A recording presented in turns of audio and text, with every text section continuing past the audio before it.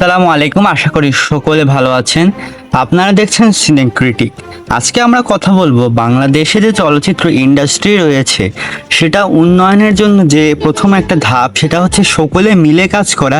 সেটা কি হচ্ছে অথবা হবে নাকি হওয়ার দরকার, সবকিছু নিয়ে বিস্তারিত আলোচনা করব। হ্যালো এভরিওয়ান, ওয়েলকাম টু সিনে ক্রিটিক। প্রথমত যদি একটু কথা বলা যায়, আমরা দেখেছি তুফানের প্রেস মিটিং বা তুফানের স্ক্রিন যেটা হয়েছিল, স্ক্রিনিং, স্পেশাল স্ক্রিনিং, যেখানে অনেক অভিনেতা অভিনেত্রী কলা কৌশলীরা আসছিলেন। অর্থাৎ বাংলাদেশে অনেকটাই প্রথম এরকম কিছু হচ্ছে যে স্পেশাল স্ক্রিনিং ডাকা এবং সকলে আসা। অর্থাৎ দেখা যাচ্ছে যারা শাকিব খানের মুভি নিয়ে বেশি আলোচনা করে না বা তাদের সে ধরনের চিন্তাভাবনা নিয়ে মুভি দেখার, তারাও এসেছিল। সেখান থেকে আরিফিন শুভ এসেছিল এবং তিনি তার সঙ্গে তো শাকিব খানের সাক্ষাতের অনেক বিষয় ভিডিও আমরা দেখতেও পাচ্ছি।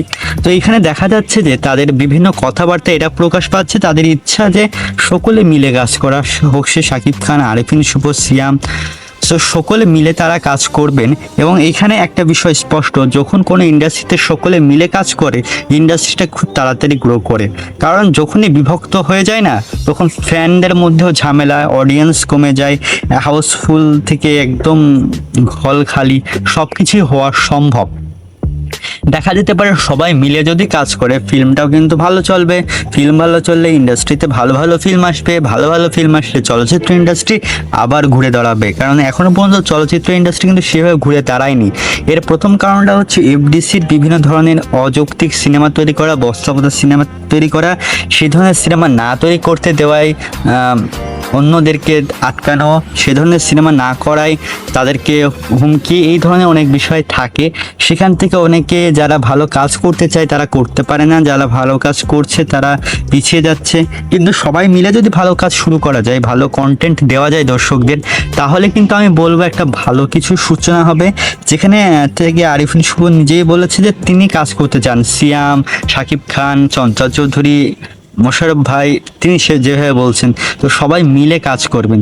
তো এইখানে কথা হচ্ছে সবাই মিলে যখন কাজ করে না, তখন অডিয়েন্স কিন্তু একসঙ্গে হয়। অর্থাৎ আমি শাকিব খানের বড় সাকিবিয়ান একটা ফ্যান বেজ আছে, আরিফিন শুভর কিছু ফ্যান রয়েছে, চঞ্চল চৌধুরীর একটা ফ্যান বেজ রয়েছে। সবাই মিলে কিন্তু অডিয়েন্সটা কিন্তু একটা বড় অডিয়েন্সে পরিণত হবে, যেটা আমরা তুফানের ক্ষেত্রে অনেকটাই দেখি।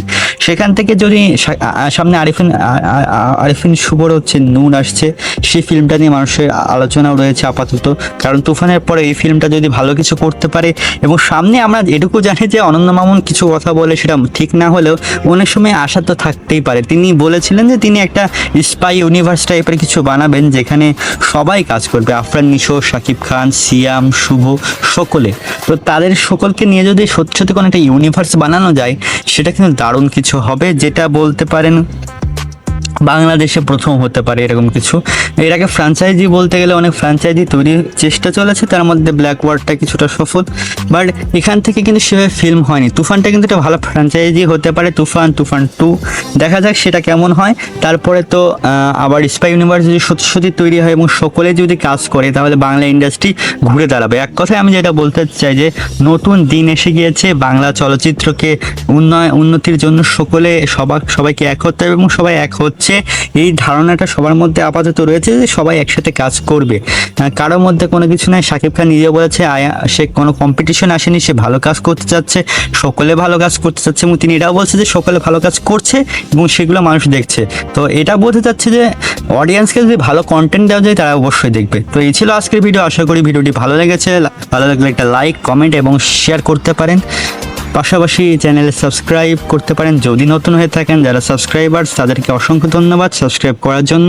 তো এই ছিল আজকের ভিডিও। আল্লাহ হাফেজ।